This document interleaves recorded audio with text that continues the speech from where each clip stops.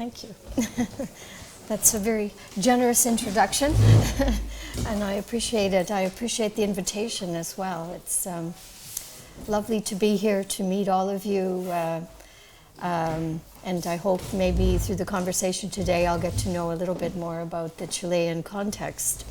I want to explain a little bit about the title, which I think on the face of it looks like the kind of title that you might see in any paper at the American Psychological Association, a straightforward experimental presentation on research. But in fact, I'm going to use the talk to address both implicitly and explicitly a number of issues that relate to theory, method, and politics. I will, of course, talk about the research, because I think it's important for you to understand the theory underlying the program that was assessed and the outcome of that research in order to be able to appreciate some of the political challenges and other sorts of challenges that we have faced as a research team doing this research. So the project that I'm going to talk about has been ongoing for close to 10 years, but in fact has a longer history, as I'll talk about in a minute, and involves an interdisciplinary research team, of which I am one humble member, but also happy to be collaborating on. I should also mention that, well, if you heard the introduction, it seems like a bit of a contradiction. I position myself as a critical feminist psychologist using primarily discourse analysis. I have some expertise in qualitative methods that the Psychology of Women Quarterly draws on, and so on. So what am I doing in a project of this nature that involved a randomized control trial? So my reasoning, I guess, to be hopefully clear, is that the project, of course, is extremely important and something that feminists have been interested in and concerned about virtually since the middle of the 20th century. Before that, but I guess I locate the middle of the 20th century as sort of the beginnings of the second wave of the feminist movement, which produced me and others that I'm close to. And it seemed to me at the time that I was invited to join the group that a project of this sort, where you're dealing with a program that has been very carefully thought out and is now going to be tested using kind of the gold standard of testing programs, namely a randomized control trial, had the potential to produce social change through providing compelling scientific evidence. So that was what really interested me, was the prospect of the social change that could be instituted with such a program and with such an approach to testing it. And of course, one has to be realistic about one's theoretical and methodological frameworks. Discourse analysis really wasn't designed to test programs of this nature. And although I think my expertise and view of the world through a discourse analytic lens helps at times in projects like this, nonetheless, it seemed to me that the methodological approach taken was the correct one for the goals of the researchers involved. Okay, so just to touch briefly on the issues that I think are embedded in my presentation, more or less, and maybe things that we can discuss a bit later.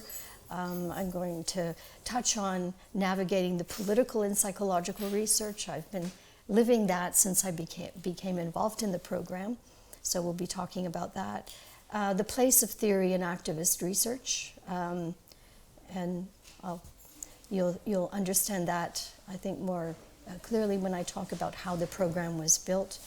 And then also working from the margins, that, working from within a feminist framework, within psychology, to achieve goals that benefit women or benefit those who identify as women.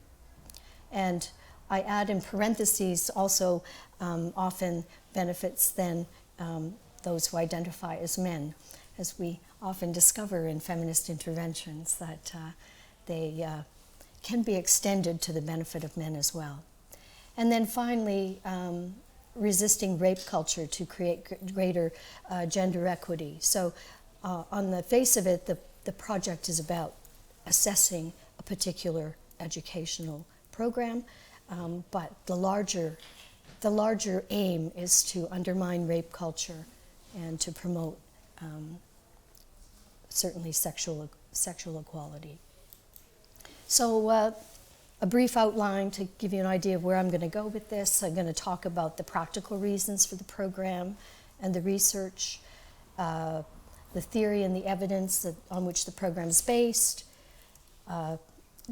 touch on the program content and how the program is delivered, and then give a brief summary of the results. So I'm not going to go into a lot of the details of the research, and you can ask me about those things if they seem important to you, but I hope I've given enough information that you can at least follow what we've been doing. And then finally, to address the challenges that we've faced during the trial and after in terms of bringing our knowledge to the world and making a difference. Okay. First, a little clarification of terminology. I'm not sure what kind of terminology is commonly used in Chile, but in the Canadian context, and I'll be using the Canadian terminology since that's the terminology we use in the study. Sexual assault is a broad term referring to any kind of unwanted sexual contact, and that includes rape, of course. So when the word rape is used, we're referring specifically to sexual intercourse or penetration that occurred through threats, force, or use of alcohol, drugs. And so then unwanted sexual contact, when I use that term, I'm referring to sexual acts that do not involve penetration. So what was the context for developing a sexual assault resistance program for women?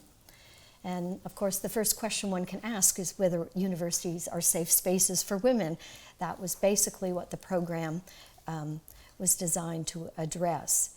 And certainly at the time that Charlene Sen, who is the principal investigator of the research and the person who developed the program, certainly at the time that she started developing the program in 2004, research evidence was strongly supportive of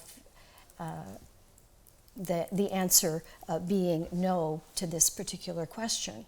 And recent statistics provided by Statistics Canada suggest that we can still say no, university campuses are not safe places for women. And I note so 11% of students who identify as women at Canadian post-secondary institutions reported being sexually assaulted, and that's much higher than the general population, where we find 3% of women in Canada reporting sexual assault. And I note that, of course, over 80% of the sexual assaults involve unwanted sexual touching, which some may think of as a kind of lesser form.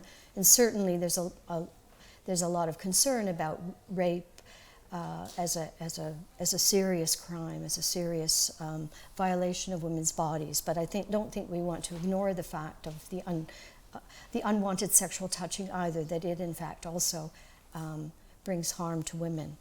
And of course the important statistic from our perspective, since the program focuses on preparing women to deal with unwanted sexual contact and rape perpetrated by acquaintances, is the statistic indicating that 60% of sexual assaults are perpetrated by students. Now, I don't know the situation in Chile, but I did try to find a little bit, and I understand from a few news reports and a couple of published articles that I found that in Chile, we can conclude too that universities are not necessarily safe spaces for women. But you can correct me if I'm wrong later, I guess. Oh, yeah. So, there was also a political context at the time that Charlene started developing her program that I think is also important, and a kind of a reminder that in activist research, where our aim is social change, sometimes we make progress and sometimes that progress gets taken away and we have to start over again. And that was the case in 2004, that Charlene, who is both an academic but also has a history of activist work in the field of sexual assault, noticed that many of the gains that women had made in terms of countering sexual violence in Canada were being eroded at universities. So, for example, resources that had been solely dedicated to sexual harassment and sexual assault disappeared and were absorbed into new offices that devoted themselves to human rights and equality or equity, which on the face of it seems like a proper home for it, but if you consider that you're taking the same little pot of resources and now distributing it over a wide variety of issues, including racism and other kinds of rights, then obviously it means a diminishment of the focus on sexual violence. But as well, women's centers were struggling. Some disappeared. Women's centers were in Canada on campuses are generally supported by student councils, and it seemed as though around this time, late 1990s, early 2000s, that somehow the new generation of student councils decided that women's centers were no longer needed. We're in a post-feminist age, was kind of the argument. And as well, health and counseling services for students really didn't have the knowledge and expertise to deal with sexual violence. And finally, as is, I think, still the case today, students have received really minimal education about sexual harassment and sexual assault. So all of this context led to the conclusion that there was really a critical need for relevant programming for universities that would fill the gap left by all of these changes. So the starting point for the program in terms of existing data and feminist perspectives includes a number of things. That women aged 14 to 24 years are at highest risk. And at the time that Charlene was developing the program, there was even evidence that women in the age when they are typically in first-year university were within this group those that were at highest risk. Hence the decision to aim the program at first-year women. Also, the fact that sexual coercion is a common experience for women at university. Men are most likely to be the perpetrators regardless of a woman's gender or sexual identity. Hence, the focus of the program on acquaintance sexual assault perpetrated by men. And, of course, acquaintances are most likely to be the perpetrators. But also that the cost to society of the physical and psychological consequences of sexual assault are large. And from the feminist perspective, the program is inspired by the argument and obviously evidence as well that women are capable of defending themselves physically and have a right to defend themselves when there's a threat to their sexual or physical integrity, and that finally that men are responsible for stopping that sexual assault by not engaging in coercive, abusive, and violent sexual behavior.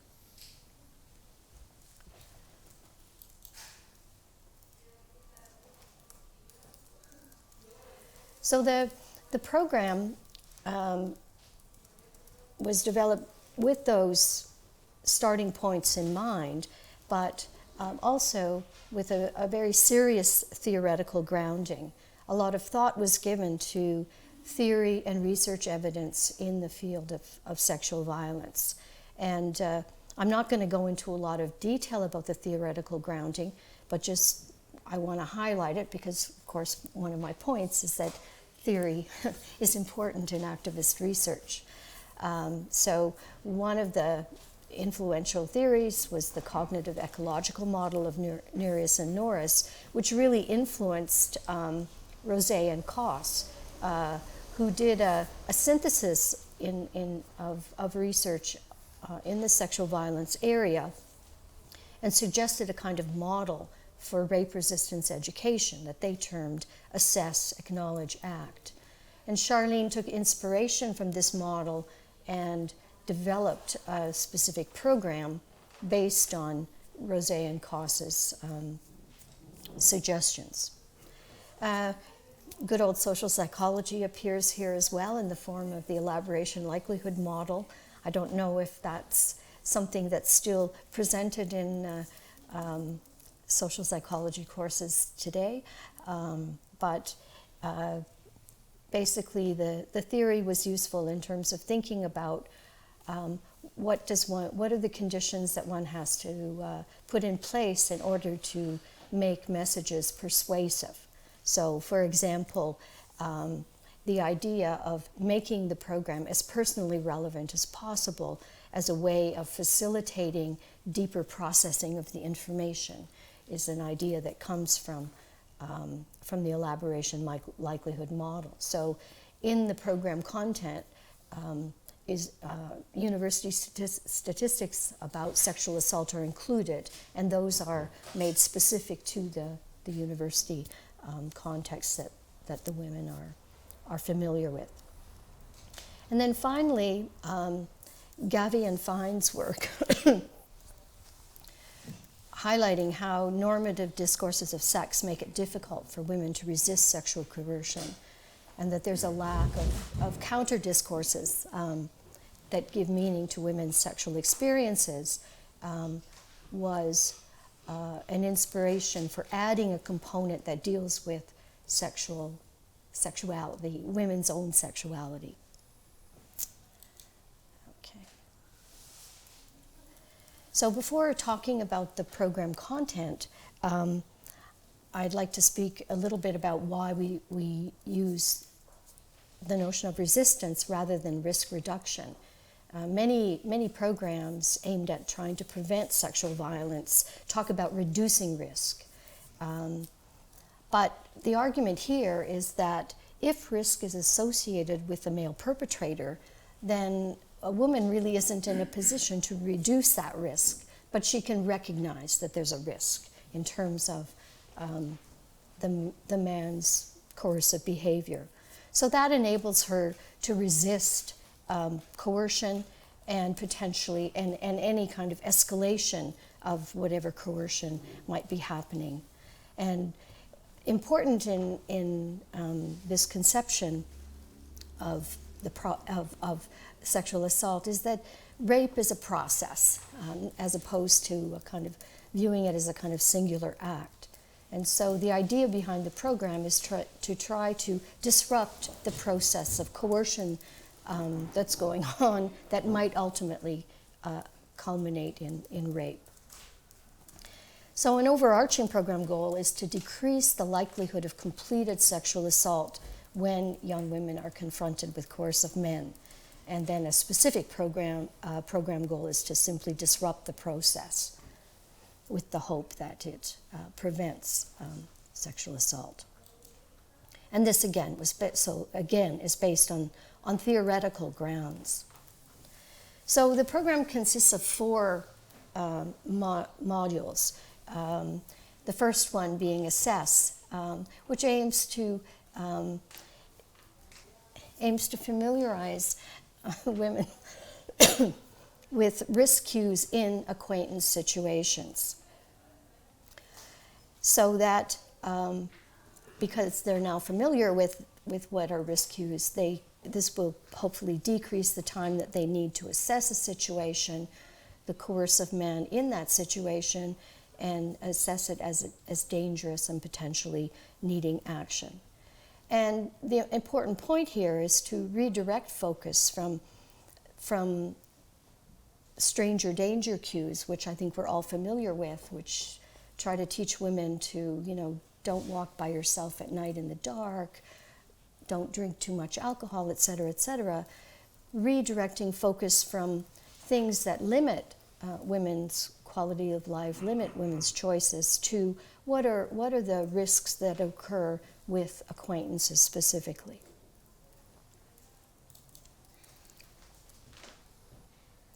Then the second module is called Acknowledge, and deals with reducing emotional obstacles to action.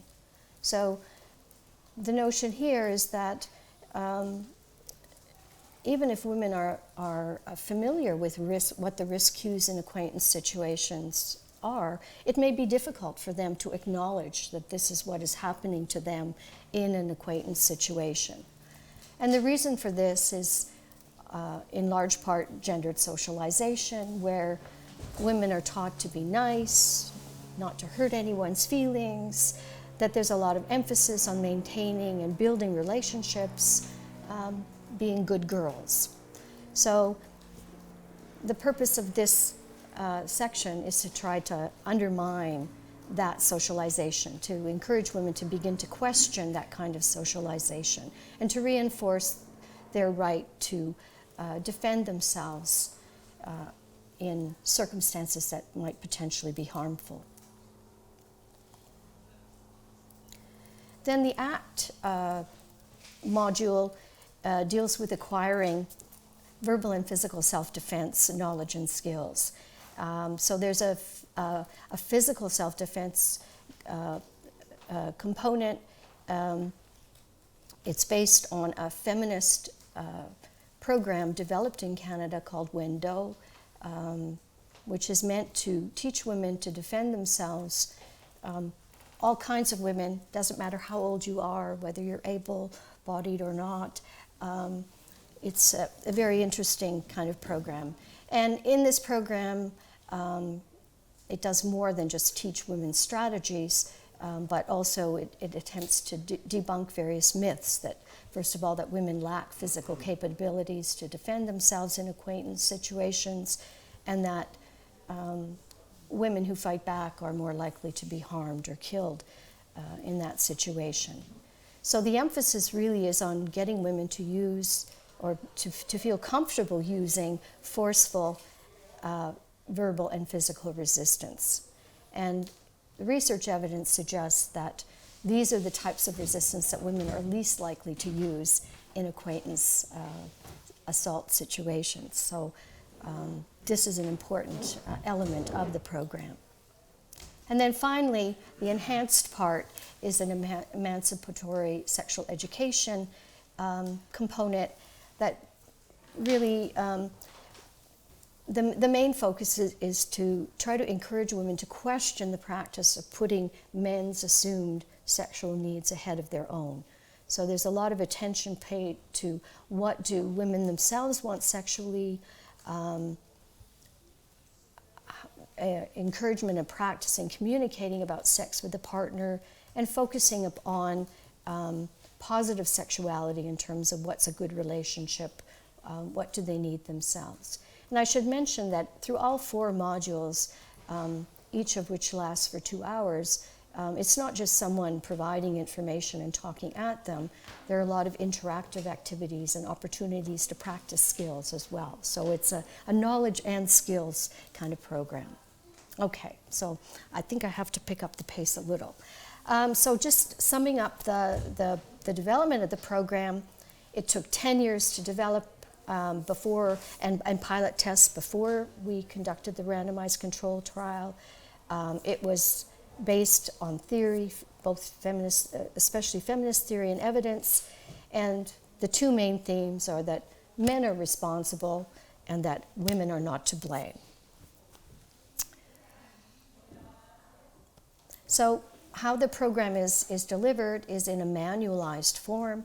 There are scripts that are provided to the facilitators for the program. The program is delivered in small groups of 20, maximum 20 self-identified women. And as I mentioned, there's 4 sessions. Each of those sessions is 3 hours. So it's a pretty intensive program, 12 hours. It's a big commitment on the part of the participants. And the facilitators are ideally graduate students who are similar in age, or at least close enough in age that they're not seen as grandmothers or something like that, out of date. And again, the idea comes from the elaboration likelihood model and the notion that messages are going to be seen as more important if they're delivered by someone who's seen as an expert and someone who's believable. So the facilitators go through very rigorous training. They have to read a set literature and they have to learn the manuals. They get a lot of practice and have to acquire facilitation skills so that they will be seen as experts. And it's particularly important that they be able to address woman blaming when it comes up in the sessions, because one of the key issues here was to avoid a program that encourages blaming women for sexual assault. So in the randomized control trial, not going to give all the details, but basically the women completed a baseline survey and then they were randomly assigned to one of 2 groups, the treatment group, the EAAA program group, or a control group. And the control group were just provided with some brochures that were available on campus that dealt with sexual assault, things like date rape. They were encouraged to read them at that time and ask the research assistant any questions that they might have. And this was deemed to be an appropriate control group because basically that's the kind of information available to women on campus at the time. If they wanted to know something about sexual assault, they could pick up brochures at the counseling center. Okay. So who were the participants? I won't dwell on this long, but you can see it was a very large sample. The vast majority identified as heterosexual. 38.2% reported never having had a sexual partner. So it's important to appreciate that the program is also useful for women that have not got sexual experience. And 58.7% reported having experienced at least one form of victimization since the age of 14. And yeah, I'll leave it at that. So there were also victims of sexual assault and rape who participated in the groups. So just quickly to show you that the randomized control trial worked out very well. It was published in the New England Journal of Medicine. We noted that, or the statistical analysis indicated that the risk of completed rape was significantly lower in the resistance group compared to the control group. Attempted rape, attempted coercion, non-sexual, sexual content were also lower. And there was a significant risk reduction even for women who had a history of rape victimization. And this is important because women with a history of rape victimization are more at risk for further victimization. So the program even worked for women with a history. And then, again, to emphasize that the program was beneficial in other ways and not harmful to women, we found that there was women reported a greater confidence in their ability to defend themselves, their use of most effective self-defense tactics increased. There was lower woman-blaming beliefs, lower belief in rape myths, and decreased self-blame in the case of women who experienced rape after completing the program. So, getting to the the best part, I guess, or the important part. So in a sense, Charlene had designed a program that met the gold standard of scientific evidence for showing that the treatment was effective. And of course, if this was a drug treatment that could cure cancer, immediately all hospitals in the world would be buying this drug and using it for their cancer patients. But sadly, that's not what happens with sexual assault resistance programs. And I think one of the surprising things, though, was the debate among feminists that our program brought to light. And it was maybe should have been anticipated, although at least two of the people in the research team had a long history of activism in sexual violence and didn't quite see it coming. But there was a lot of resistance to our program coming from feminists when the trial was being conducted and then after as well. In my own university in particular, we had people taking down posters advertising the research, defacing the posters. There was at one time a chat going on among some students in a women's studies course about how terrible this program was. Some faculty supported the initiative, and in fact, my university has been unwilling to implement the program because of political resistance both on campus and off.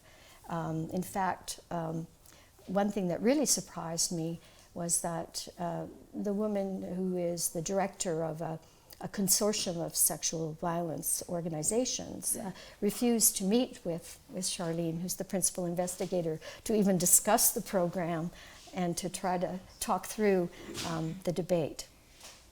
So what are the criticisms? Well, the criticisms, which we can understand, I think, is that it looks as though it puts the onus on women to fix the problem. But our response to that is that no, it's not that women need to fix, that we're asking women to fix the problem, but it enables women to act in their own defense while still putting full responsibility on the perpetrator. Sexual violence is still a problem, and women still face unwanted sexual attention on a regular basis. So women need to be equipped to deal with this. And then a second concern would be that perhaps the program doesn't address rape culture. So the norms and beliefs in the larger culture that support sexual assault. But our response would be that yes, it is, because it adopts a refusal paradigm. So here now I'm talking about now using theory not just to develop the program, but to defend the program and to articulate what are the possible gains and social change that can be brought about through such a program. And I don't have time to talk about all the ways in which we think the program undermines rape culture by this refusal paradigm, but I'll give a couple of examples. So one way in which we contribute to undermining the rape culture would be just making visible that sexual assault is built on a foundation of sex, gender binary, and heterosexuality norms. And partly this is done in the Acknowledge unit, where we unpack and challenge women's socialization to be nice, to value relationships over sexual desire and rights, but also debunking myths about miscommunication and trying to reestablish the boundary between just sex and sexual assault. Another example would be integrating knowledge about rape and sexual coercion into the development of healthy sexuality and relationship practices. And so this is something that's done in the relationships and sexuality unit, where sort of deconstructing the idea of having sex, what does that mean, and opening up the possibilities beyond penetration, but also practicing, initiating, and negotiating desired sex. So I might kind of skip over this quickly, but the idea of disrupting the process and conceptualizing rape as a process, I think, is also important in terms of defending the program as not putting the onus on women. So it's not about women limiting themselves, it's about women disrupting a process that's already in place. And women having the freedom to go where they wish to go, and whether it be parties or clubs or the park or whatever.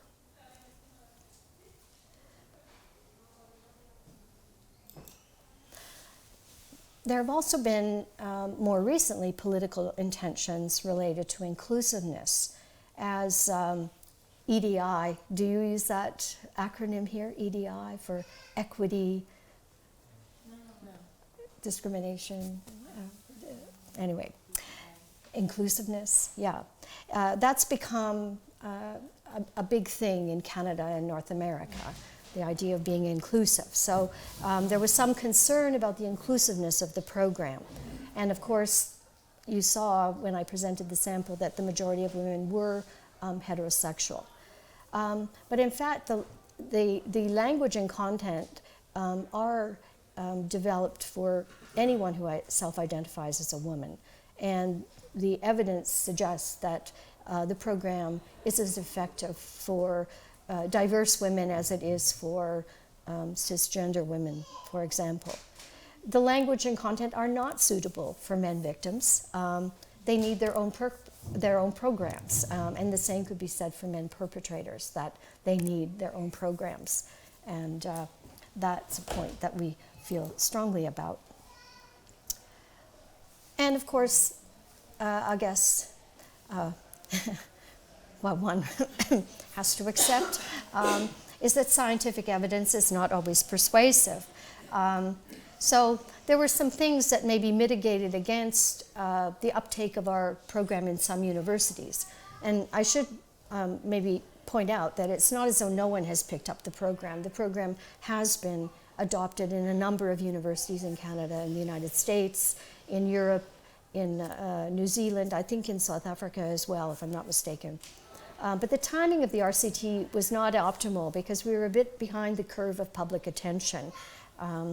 The Obama push in the United States to put sexual violence on the agenda in universities and mandate them to have policies and programs happened just as we were starting the RCT. So our results came a little bit behind the curve.